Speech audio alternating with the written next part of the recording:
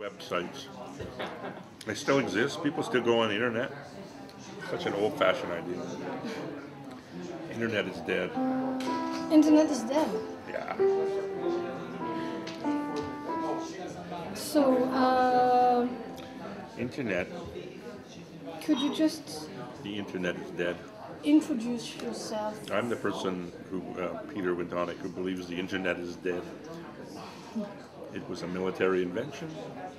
It was free for a few years. Now it's been taken over by people who want to mine your desires, track your clicks, sell your soul to some advertiser. And that way it's not any different than television. So we will sing a little requiem for the internet. The internet is dead. Long live the internet. A guy Yes. told me you were acting in a film. I was also. acting in a documentary.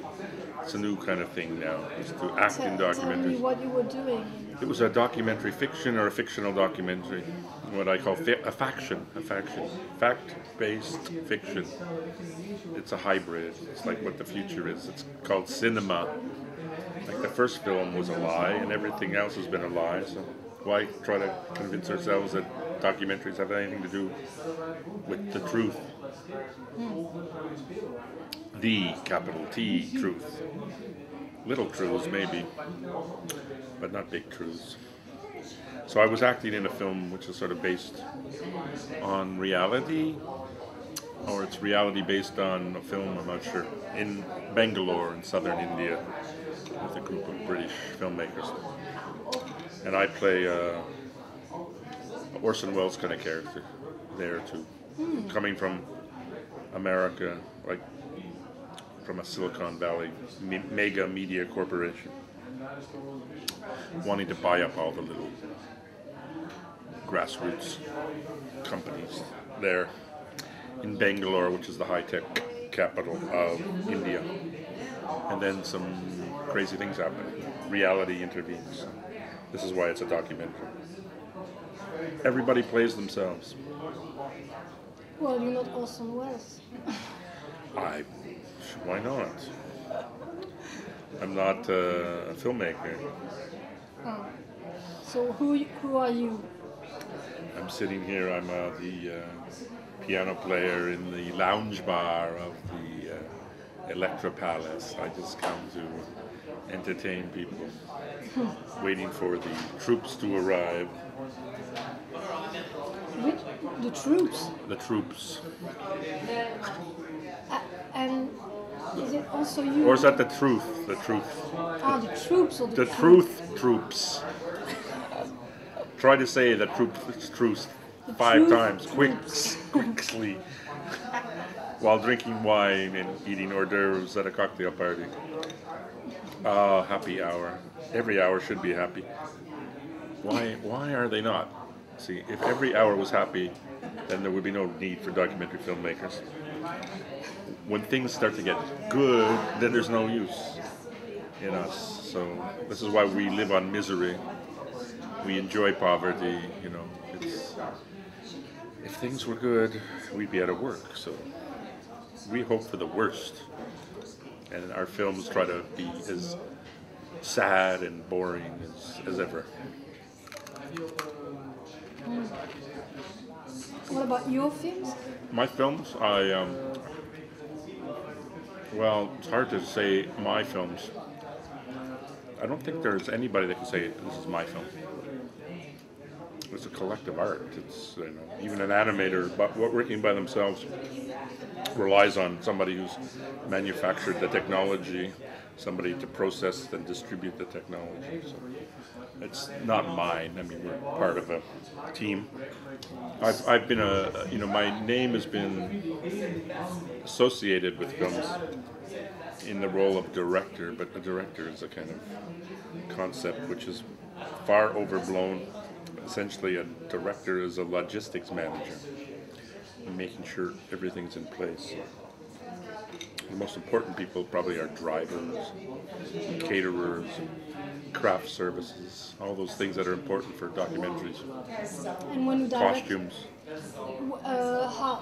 So when you are involved in a film, Yes. you are directing it, I- and do you also edit it? I do. I used to edit a lot. Do you produce it? I do produce films. I have many roles. I'm a film critic. I produce. I direct. Not all in the same films. I develop. I network people. You network. Executive produce. I used to edit feature films. I've been a first AD. I've worked in 35 years in different aspects. I just call myself a filmmaker, even though I've invented websites and new media stuff. But filmmaker is good.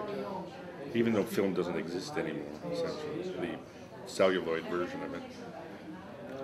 It's all pixels and Do you think there's information. no future for film, pellicule? No, well, there's screen. I call it the screen. So it could be a cell phone screen or a television screen, a cinema screen. You know, any kind of screen. Screen. As you're walking out and looking at a billboard, which just suddenly illuminates and becomes a documentary. This like advertising logo or a barcode that becomes something. A window or a portal into information. That's a documentary. So, you know, everything's media, and you need people to organize thoughts and actions and celluloid film language applied to the screen. So that's what a director is, I guess. What makes the festival in Thessaloniki so special? The thing that makes the festival in Thessalonica, so you can say Thessalonica 5 times, you'll win a prize too. I don't know, I've been here 7 out of 11 years. So website is the good food, the fish, which is relatively poison-free in the Aegean Sea out here. And the fact that the public are here. 50,000 people watching movies. This is a good thing. So here in the festival, are you just a guest or are you more than that? Yeah, I'm just a guest. Because They're giving me a special tribute in the showings of my films. And I'm hosting some things and on panels and okay, so tonight, watching films. And tonight you are tonight I'm just drinking wine. you're not doing anything at the No. event tonight. No. No, I don't think so. I hope not. They haven't told me. Now, here's the guest interviewer. Ah, another one. We're talking about truth. What was the word? Truth something that we couldn't say. Truth troop. The truth troops. The army, the truth troops. That's what filmmakers are. You should fill up those glasses.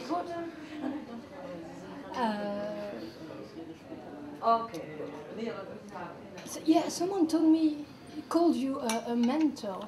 Mentor, yeah, mental. Mentor, what does that mean? Mentor, I don't know. What does mentor mean, Ali? Mentor. Is it a Greek word? What? He was the one to use it. Him. Used it. Yeah, mentor. You treat the world as your protege. Not your pet, but your protege. Yeah, it's an amateur protege. No, I help a lot of people. I'm an You're altruist. kind to those in need. Yeah, except for myself. I'm an altruist. We're But then when you are generous beyond belief. like when you are here in a festival, Yes, do I you am have- Do mentoring. you have many filmmakers trying to grab your attention? No, but I do talk to a lot of young filmmakers. I try to help them out. And I will be doing some official mentoring with the European Documentary Network here. I'm a pitch tutor, mentor tutor. I mean, I don't see any differentiating. I learn as much as I give, so from everybody. So it's an equal relationship generally. We just try to promote good ideas, sometimes good films, and get them seen by people. Kind of useless to make films that are not seen, so Yeah. so I try to Do push. you- I'm a pusher.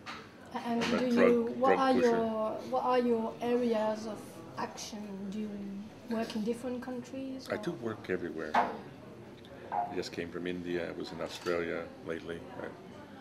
My interest now is in China, Indonesia, different places in the east, relative to where I live, which is Montreal in Canada. But if I was living in China, then east would be Canada. So it's yeah, it's screen images and film are kind of universal transboundary things. So this is interesting to meet filmmakers who are working in essentially the cottage industries alone mostly, and creating these works of art and intention that are seen around the world and touch people, whether that's about the flower industry in Kenya and Europe, or radical priests in Venezuela. It's an interesting way to look at the world through the screen. Have you seen any interesting film so far? Well, I've seen a lot of the films because I help recommend the films that are in the festival. So a lot of them play in made by Amsterdam. one of your compatriots? The Canadians? Yes, Antoine. I haven't seen Antoine. No, I'd like to see that. Yeah, I like the poster. it's really nice. Generally, documentary posters are the worst posters. They couldn't sell. Yeah. I would never buy a documentary according to the The poster. poster was made by the daughters filmmaker. Oh, It's a but- family thing. it's good. Keep it in the family is what I say.